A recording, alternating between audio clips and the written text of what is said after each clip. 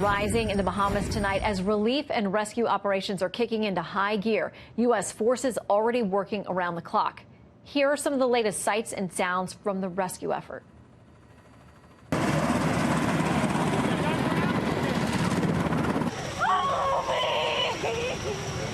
We're still looking for the rest of our family. We're beginning now to get on the ground, get our people in the right places. That's why I'm here to give up. This is the least I can do. Right now, our biggest challenge is the conditions that we're seeing on scene. The weather has been severe. This has really hampered our search efforts. It's terrible, and the looting has started. We're all wearing the same clothes that we escaped this house in. We don't know. She needs medical attention. Is your mama? Not my mama, but like my mama. So as we get a better picture of the utter devastation across the Bahamas, let's talk to the Salvation Army's divisional commander who's there on the ground in the hurricane-stricken islands, Major Clarence Ingram. Sir, thank you for joining us. When we see these images coming out of where you are now, it's hard to know even where to begin. How do you decide who to help, how to help in a situation this devastating?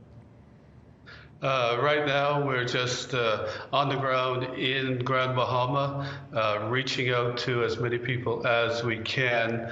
There are so many that it's really overwhelming, but we are able to begin to supply food and clothing and some emergency relief to the people that we are able to reach out and contact at this point.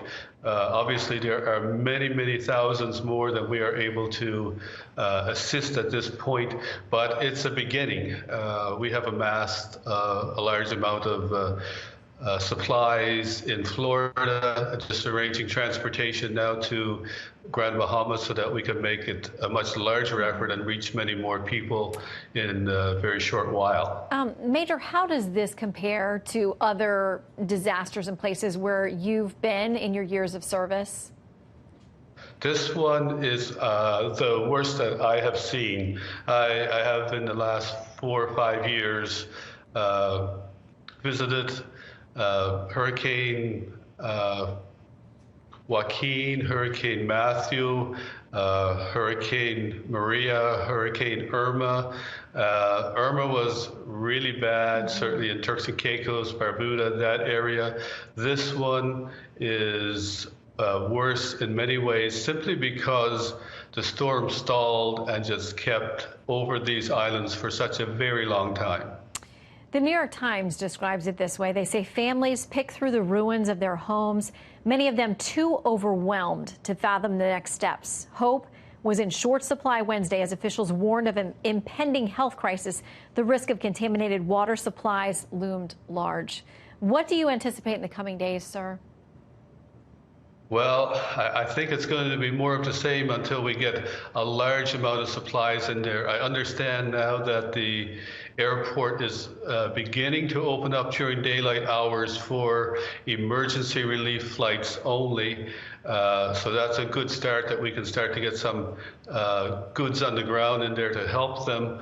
But it's going to be a rough few days until we can get a major amount of supplies in, particularly water and food, hygiene supplies.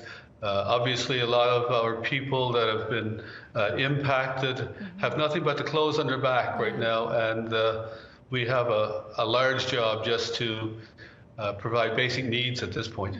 Well, Major Clarence Ingram with the Salvation Army, we thank you and everyone else with your group who is down there working. Thank you, sir. Thank you. And again, if people want to help, if they would go to helpsalvationarmy.org and make a donation, that would be much appreciated. I guarantee you our viewers are very good at doing that, and they will, sir. Thank you.